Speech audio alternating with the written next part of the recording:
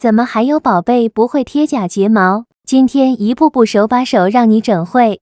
那今天用这2版，一版是少女睫，一版是仙子睫，长度都是9到14毫米混合装。我们先把睫毛夹翘，然后再把睫毛胶涂在板子上面，用镊子把睫毛粘起来，在上面刮2下，用手扇一扇，等它半干的时候上眼，轻轻放上去之后，用镊子整理一下就好了。我一般喜欢贴9根，然后我从眼头到眼尾的毫米数依次是9、9、10、10、11、11，三个12，总共9根。刷一下下睫毛，然后现在我们的原生睫毛和少女睫融合的就很好，是很自然的感觉。仙子睫的胶水就是要刷在每根的根部，用几根刷几根，然后用手扇一扇，等它半干的时候再上眼。